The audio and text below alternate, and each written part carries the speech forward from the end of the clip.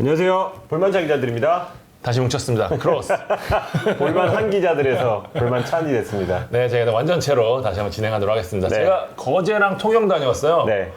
거기 저는 취재 다녀왔는데 더웠다고. 아니, 덥진 않았고 따뜻은 하더라고요. 예, 대한민국 땅덩이가 크다는 걸 다시 한번 느끼고 돌아오기 왔습니다. 싫었다고. 너무 좋았어요. 예, 따뜻하니까. 네. 아니, 지난 방송 보니까 네. 혼자서 너무 잘하는 거예요. 아니에요. 난 되게 재밌게 봤거든요. 그래서 네, 저도 영상 나온 거 보니까 옆에가 확실히 좀 허전하다 보니까 야, 이게 내가 무슨 아나운서인가. 그러니까 진행을 원래 찬 기자가 하니까 그게 좀 어렵더라고요. 혼자 북치고 장구 치는 게 쉽지 않았습니다. 네. 어쨌든 자리를 비우면 내 자리가 뺏길 수도 있겠다는 생각이 들어서 일단 네. 지난 방송을 건너뛴 만큼 더 큰 썰보따리로 만회를 하도록 하겠습니다. 네. 1부는 저희 뭐 늘 하던 대로 팩트체크 그리고 비하인드, 그리고 이번 주는 썰도 좀 담았습니다. 네. 예, 한번 진행해 보도록 하겠습니다. 이근호가 흐르는 강물을 거슬러 올라갑니다. 프로 데뷔팀이었던 대구로 임대를 갑니다. 행선지가 대구로 정해졌습니다. 네. 그러니까 지난 시즌 후반기 이근호 선수가 못 뛰다가 후반기부터 이제 좀 게임을 나오기 시작했어요. 맞아요. 그러면서 출전 시간도 늘리고 본인이 이때 결심을 했대요. 1, 2년 정도는 더 해도 되겠다. 그러니까 울산을 떠나는 거는 내가 울산 어쨌든 레전드로서 부담이 되니까 향후에 이제 계획 같은 거, 뭐 지도자나 여러 가지들 있잖아요. 그렇죠. 그렇기 때문에 떠나진 않고 임대로 좀 방향을 잡자 하고 알아보기 시작했는데, 뭐 나이가 있어도 여전히 좀 매력적인 자원이잖아요. 그리고 또 무엇보다 이제 경기장 안팎에서 끼치는 이 선한 영향력, 이게 이근호 선수의 굉장한 장점 아니겠습니까? 그래서 관심 있는 팀들이 좀 있었습니다. 인천 유나이티드가 관심을 가졌고요. 나온 대로 무슨 뭐 간다 이런 단독 보도는 완전 오보였고, 네. 수원 FC도 영입을 검토했었습니다. 그러다가 이제 소강 상태로 진행되고 지난 한 10일 정도부터 좀 본격적으로 알아보기 시작했는데, 그러니까 신진호 선수 에이전트가 이근호 선수 에이전트인데, 신진호 선수 영입이 결정될 무렵부터 아마 좀 본격적으로 찾았는데, 제가 그때 한번 말씀드렸어요. 수도권 팀이 유력하다. 그게 어디였냐? 성남이었습니다. 성남과 협상을 하고 있었습니다. 예. 김남일 감독이 원한 걸로 알고 있고요. 그런데 성남이 외국인 선수 영입이 좀 급한 상황이었어요. 그러니까 외국인 선수를 하면서 이근호 측에는 일단 외국인 선수가 누가 올지가 결정이 나야지 너의 거취를 정확히 우리가 마련해주고 네가 원하는 연봉을 맞춰줄 수 있을 것 같다. 그러니까 좀 기다려달라라고 이야기를 했는데, 그 사이에 대구 쪽과 이야기가 좀 됐습니다. 이병 감독이 굉장히 적극적이었다는 걸로 알고 있고요. 조광래 대표는 약간 좀 의심, 우려 이런 목소리가 좀 있었다고 해요. 왜냐하면 이제 플레잉 코치인 이용래보다 이근호가 나이가 많아요. 그러네요. 그러니까 이런 좀 위계 질서 이런 것도 좀 있고 그러니까, 그리고 또 대구는 또 워낙 젊은 팀이니까 좀 걱정을 했다고 했는데, 조 대표가 직접 이근호와 직접 통화를 하고 나서 이근호가 또 의지 보이고, 이근호 선수랑 또 워낙 잘 알잖아요. 그렇죠. 대표팀에서도 조금 맞힌 적 있고 여러 가지 그 접점이 좀 있어서 그러면서 마무리가 잘 됐습니다. 대구 쪽 관계자들이 굉장히 좋아한다고 들었어요. 예, 이근호 선수 컴백 좋아하고, 팬들도 마찬가지고 뭐 마케팅 실력이나 뭐 도움이 될 수 있는 선수니까 좋은 영입을 하지 않았나라고 좀 판단하고 싶습니다. 대구가 조금 더 좋은 팀이 되고 있다는 상징인 것 같아요. 좀 성장한 선수가 다시 돌아온다. 그렇지. 그게 엄청난 상징인 것 같습니다. 네. 다음 소식입니다. 트레이드가 무산됐던 안병준이 부산으로 행선지를 정했습니다. 자, 안병준 선수 이야기 지난 시간에 저희가 풀어드렸죠. 네. 박 기자 혼자서 풀어드렸는데, 그러면서 그때 또 말씀도 드렸어요. 부산이 좀 유력하다는 말씀도 그때 드렸었는데, 사실 수원FC가 잔류를 좀 고심을 좀 했었습니다. 그런데 이미 좀 상당 부분 예산을 좀 쓰기도 했고, 그다음에 그 자리에 또 여러 선수를 데려왔기 때문에 보내는 쪽으로 가닥을 잡았는데요. 부산이 적극적이라는 말씀 아까도 드렸지만 결국 부산은 결정이 났습니다. 부산이 이제 박정인 선수를 제외하고는 이렇다 할 센터 포워드가 없습니다. 맞아요. 빈치 싱커가 아직 좀 정리가 안 되고 있기 때문에 거기서 정리가 되면 어떻게 될지 모르겠지만, 어쨌든 부산이 다이렉트 승격을 원하고 있는 상황, 다음 시즌에도 바로 올라가고 싶은데 최전방에서 마무리해줄 선수가 제일 중요하던 K2 역사상 계속 그랬거든요. 득점왕이 있었던 팀은 계속해서 올라갔단 말이에요. 맞아요. 그렇기 때문에 안병준 문의를 한 걸로 알고 있고요. 수원FC에서 상황에서는 무릎에 문제가 있는 건 맞다. 니네도 알고 강원도 알았다. 근데 잘 관리하면 뛰는데 문제 없다. 우리가 보여주지 않았냐. 부산이 그 말에 이제 완전히 맞아 라고 이제 동의를 했고요. 그런 상황에서 갑자기 뛰어든 팀이 있었습니다. 대전. 네. 2파전 양상으로 진행이 됐는데, 대전이 부산에 비해서는 그렇게까지 적극적이지 않았던 걸로 알고 있어요. 네. 그러니까 대전은 기본적으로 바이오가 기본적으로 플랜 A거든요. 그러니까 안병준 선수가 올 경우에는 이제 바이오만큼은 활용을 못하니까 또 돈을 그만큼 너무 많이 쓰는 게 아니냐, 백업에, 그런 생각도 좀 했던 것 같아요. 어쨌든 부산이 당초 이적료보다는 큰 금액을 수원FC에 제시를 했고, 네. 그러면서 안병준을 품었습니다. 아직 뭐 최종 확정은 아니긴 하지만 부산행 가능성은 아주 높은 상황입니다. 네. 댓글에 이제 윌프레드 보니, 윌프 리드라고 읽어야 되는지, 레드라고 읽어야 되는지 이야기를 물어보시는 분들이 많습니다. 이 질문에 대한 답을 찬 기자가 준비를 했습니다. 18일이었던 걸로 기억합니다. 네. BBC가 보도를 했는데 윌프리드 보니가 BBC와 인터뷰에서 에이전트가 중국, 터키, 러시아뿐만 아니라 한국과도 이야기를 나누고 있다 이렇게 하면서 한국에 전해졌고요. 그러면서 이제 팬들이 보니의 한국행 타진에 대한 관심을 굉장히 드러냈죠. 워낙 유명한 선수니까 당연히 팬들 입장에서는 관심이 갈 수밖에 없었는데 맞아요. 뭐 다들 기억하실 거예요. 스완시티에서 이제 기성용과 뛰면서 좋은 모습 보였고 그때 그 엉덩이로 툭 밀고 터닝슛 이게 끝내줬죠. 예. 당시에 이제 EPL 최고 수준의 스트라이커로 인정을 받으면서 돈을 한창 쓰던 맨시티 유니폼도 입은 적이 맞아요. 있었고요. 예. 만약 한국행이 성사되면 이름값 면에서 역대급 선수가 되는 거라 팬들이 좀 주목을 좀 했는데 취재를 해보니까 보니 쪽에서 한국행에 관심을 보인 건 맞습니다. 그렇죠. 예. 그러니까 이맘때 되면은 이제 에이전트들이 여기저기서 그러니까 한국 에이전트만 있는 게 아니라 외국 에이전트도 한국 에이전트한테 이제 뭐 영상이나 맞아요. 뭐 예. 프로필이나 이런 걸 뿌려요. 그 영화 배우들이 오디션 보는 것처럼. 예. 그 중에 하나가 본이었던 거죠. 이제 근데 최근에 폼이 워낙 좋지 않아서 대부분의 구단 혹은 에이전트들이 이걸 좀 패스한 걸로 알고 있습니다. 뭐 몇몇 구단까지는 간 걸로 아는데 뭐 구체적으로 뭐 협상을 했다 이런 건 좀 없었던 것 같아요.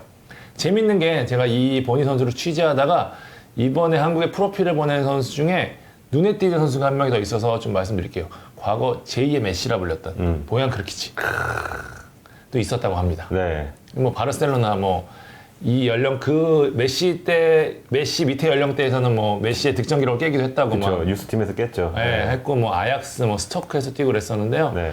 어쨌든 한국에 제안을 했는데 역시 폼이 워낙 안 좋아서 다들 별 관심이 없었다고 합니다. 이 코로나19 사태 때문에 사실 뛸 무대가 좀 줄어들어서 한국행을 뭐 원하는 네임드 스타들이 좀 있었던 게 사실인데 네. 지난해 이맘때였죠. 그때는 맨유에서 뛰었던 안토니오 발렌시아 그리고 나니가 에이전트를 통해서 한국행을 타진했던 걸로 알고 있고요.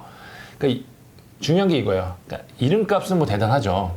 근데 정점에서 내려와서 이제 바닥을 치는 선수들이었기 때문에 물론 뭐 구력이나 클래스로는 뭐 어느 정도 버틸 수도 있겠지만 K리그가 이상한 리그예요, 진짜.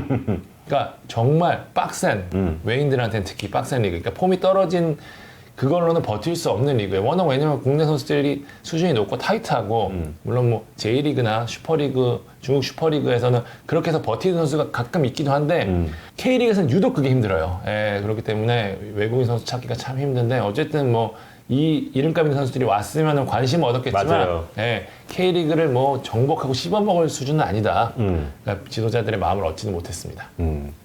이제 슬슬 이적 시장이 마무리되는 이제 분위기입니다. 대부분 팀들이 큰 틀은 이미 완성을 했고, 그렇죠. 이제 한두 자리, 뭐 혹은 백업을 더하는 수준에서 마무리될 것 같은데요. 그렇다고 완전히 끝난 건 아닙니다.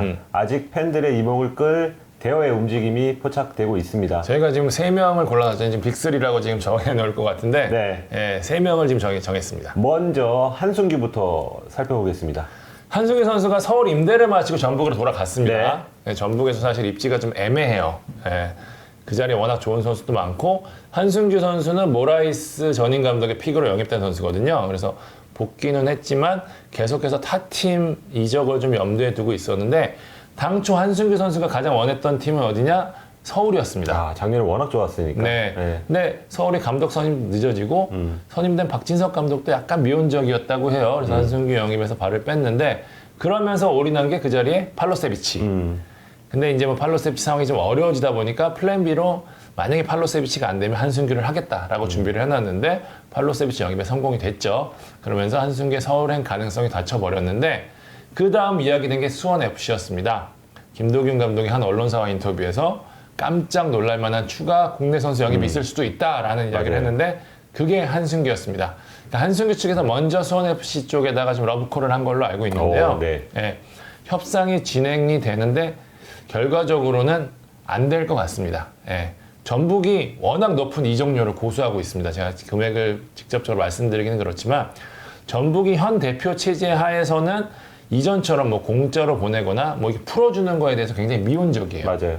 그러면서 수원FC가 상당 부분 높은 금액, 제가 생각하기에는 정말 높은 금액인데 그 금액을 제시했음에도 불구하고 전북이 애초에 갖고 있던 이적료가 워낙 높아서 그 갭을 줄이지 못한 걸로 알고 있어요. 듣기로는 울산에서 데려올 때 이적료 정도를 원한다는 네, 그런 소문이 맞습니다. 돌았습니다. 예, 네, 네. 그 정도 금액인데 수원FC가 정말 영끌을 해서 한승규 정도면은 그래도 우리 스쿼드에 추가하면은 어우. 굉장한 도움이 될 거라고 생각해서 정말 영끌을 해서 모았고 네. 그리고 또 금액의 일부는 또 분할 지급을 하겠다는 방침을 전북 쪽에 전했는데 네. 전북에서는 no 한 거죠. 그렇기 때문에 일단은 수원FC 쪽으로는 좀 쉽지 않은 상황이고 어쨌든 한승규 측이 계속해서 지금 타팀 이적을 좀 고려 중이거든요. 그러니까 한승규는 이후에도 좀 주목을 해야 될 것 같고 가진 게 워낙 많은 선수고 어느 팀에 가게 되면은 많은 걸 보여줄 수 있는 선수이기 때문에 좀 마지막까지 좀 주목을 해야 될 것 같습니다. 네.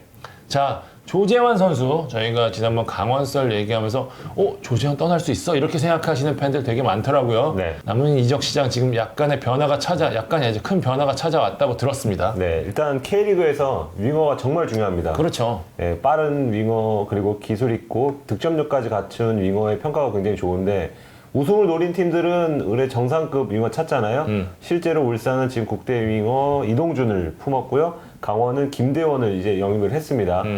여기에 만약 남은 이적 시장에서 또 한 명의 윙어가 떠난다면 그건 조재환이 될 확률이 굉장히 높습니다. 지난 강원썰에서도 말씀을 드렸죠. 네. 조재환과 강원의 계약 기간이 1년 남았습니다. 1년. 네, 강원 스쿼드 분석편에서 말씀드렸다시피 강원은 일단 시즌이 끝나자마자 조재환에게 일단 연장 계약 제의를 했습니다. 그런데 그 조재환이 받아들이기에는 조금 많이 못 미쳤다. 이렇게까지 말씀드렸죠. 그리고 이영표 대표가 부임하고 나서 조금 더 올린 제안을 했지만 이건 역시 선수가 원하는 조건과 갭이 조금 있다고 제가 전에 들었습니다. 그런 사이에 이제 전북에서 강원 측에 오퍼를 넣은 사실이 확인이 됐습니다. 예. 그렇다고 이 조재환 케이스가 어떤 대구 최근의 흐름과는 조금 다릅니다. 대구에서는 지금 떠난 선수들 있죠? 다 계약 기간 1년 남은 선수들이 대거 떠났는데 이 선수들은 대구와 재계약할 마음이 없었어요. 일단 기본적으로. 그래서 이제 대구도 그럴 바에는 이적료 받자. 잘 가라. 이렇게 된 건데 강원은 달라요. 강원은 뭐 이적료 이런 것보다는 일단 조재환을 남기고 싶어 하고 예. 그리고 무엇보다 조재환도 강원 잔류가 지금 1픽입니다. 그러니까 김병수 감독 체제에서 본인이 저희끼리 말로 떡상을 했죠. 그리고 이제 앞으로도 계속해서 병수볼과 함께 하고 싶은 마음이 굉장히 크다 그래요. 처음부터 왔을 때도 병수볼을 하려고 이런 데서 왔잖아요. 그렇죠. 네. 그러다 보니까 이 조재환 선수도 남고 싶지만 그래도 어느 정도 조건을 맞춰야 된다. 왜냐면 자기가 비슷한 수준이거나 아니면 본인보다 조금 아래에 있는 선수들도 지금 뭐 이적 혹은 뭐 재계약을 하면서 연봉이 대폭 오른 선수들이 많아요. 근데 본인도 이제 지금 받는 금액보다는 당연히 좀 올려받아야 되고 계약 기간도 본인이 원하는 대로 조금 흘러가길 바라기 때문에 약간의 좀 협상이 좀 남아있다. 그래서 강원도 지금 급하게 뭐 김대원 영입할 때처럼 뭐 30분 이런 게 아니고 되게 길게 보는 것 같아요. 네, 조재환과는 조금 더 어떤 협상을 통해서 서로가 좀 원하는 조건을 가지지 않을까? 그래서 전북이 오퍼는 했지만 그러니까 그 팀이 전북이어서 약간 좀 고민이 될 것 같긴 해. 그거지. 전북이 찍었는데 전북이 찍었는데. 이게 신경이 쓰이겠죠. 네, 진짜 대기업이 진짜 부른 거잖아요. 좋은 연봉으로. 근데 신경 쓰이겠지만 본인 마음은 아직 강원에 있기 때문에 여긴 좀 더 봐야 된다. 네, 확실히 옮길 거라는 아직까지 확신이 없기 때문에 혹시라도 중간에 또 다른 소식 있으면 방송을 통해서 전해드리겠습니다. 마지막 선수로는 윤빛가람. 네, 지금 거취를 두고 고심 중인 걸로 지금 알고 있습니다. 울산 선수들의 사실 이 설이 굉장히 많이 돌았었는데 누구도 나갈 수 있다 이런 소리가 굉장히 많이 맞아요. 돌았었어요. 네. 그 중에 핵심이 뭐였냐면은 이 선수가 바이아웃이 있느냐 없느냐가 중요한데 울산 선수 중에 바이아웃이 있는 선수 한 명 있는데 그게 윤빛가람입니다. 그 바이아웃이 뭐냐? 그 금액만 오면 타 팀으로 갈 수 있다는 걸 의미하는 거잖아요. 네. 다른 선수들은 나가고 싶어도 그게 없기 때문에 울산이 만족해야지만 보낼 수 있는 건데 윤빛가람은 이 금액만 제시되면 되는 거예요. 취재 결과 이 금액을 제시한 구단이 있다고 합니다. 사우디아라비아의 알 아인이라고 하는데요. 네. 윤빛가람이 지난 챔피언스 리그에서 발군의 활약을 펼쳤잖아요. 좋았어요. 네, 그러면서 아시아 클럽들의 관심을 모은 것으로 알고 있는데요. 윤빛가람 역시 마지막 해외 이적의 기회이니까 여러 팀의 오퍼를 좀 기다린 걸로 알고 있습니다. 상당히 만족할 만한 수준의 연봉까지 제시받은 걸로 알고 있고요. 일단 가장 먼저 온 오퍼가 있었어요, 사실. 저희가 그때 만 기자가 아마 떡밥에서 던졌던 것 같은데. 명품 미드필더. 그렇죠. 네. 그때 이제 제안을 했던 그 상황이었을 거야 아마 그죠? 네. J리그의 가시마 엔틀러스. 하지만 이 제안을 울산을 만족시키기 좀 어려워서 별다른 이야기 없이 좀 마무리가 된 걸로 알고 있고요. 이번 아라인 오퍼는 다릅니다. 다시 한번 말씀드리지만 바이아웃 금액을 제시했기 때문에 윤빛가람만 동의를 하면 무조건 보내야 되는 그런 상황이에요. 그래서 지금 윤빛가람이 지금 고민을 하고 있는 걸로 알고 있습니다. 일단 중동보다는 윤빛가람 선수가 과거에 옌베네스 뛰었잖아요. 맞아요. 그러니까 이제 중국 슈퍼리그 쪽을 조금 더 선호하는 걸로 아는데 중국 슈퍼리그 쪽 오퍼를 기다리고 거기서 실제로 오면은 그때는 미련 없이 갈 수도 있다 이런 생각인데 중동은 좀 고민하고 있는 걸로 알고 있습니다. 근데 아라인도 마냥 기다릴 수가 없는 상황이기 때문에 윤빛가라민 선수가 어떤 선택을 하느냐에 따라서 울산 잔류 여부가 좀 결정이 날 것 같습니다. 네, 일단 뭐 홍명보 감독이 새로 왔기 때문에 남는 가능성도 잔류 그러니까요. 가능성도 네. 저희도 생각을 해야 될 것 같습니다. 지금까지 보면은 울산 쪽에서 지금 뭐 나갈 수도 있다라고 거론됐던 김태환 선수나 이동경 선수 모두 홍명보 감독이 어쨌든 설득해서 다 잔류가 됐기 맞습니다. 때문에 네. 윤빛가람 선수 역시 만약에 홍명보 감독이 강한 의지를 보인다면 물론 좋은 제안이 왔지만 또 울산의 잔류할 가능성도 충분히 있다는 거 다시 한번 좀 전해드리도록 왜냐면 하겠습니다. 또 울산은 윤빛가람 같은 스타일이 또 없어요. 없어요, 맞아요. 아니 네. 어느 팀에는 없어. 그런 패서가 많이 그렇지. 없기 때문에 네. 윤빛가람의 활용 가치가 좀 있어 보이긴 합니다. 자, 1부 저희가 팩트체크 그리고 비하인드 네. 썰 전해드렸고요. 2부 수원 스쿼드 분석으로 찾아뵙도록 하겠습니다.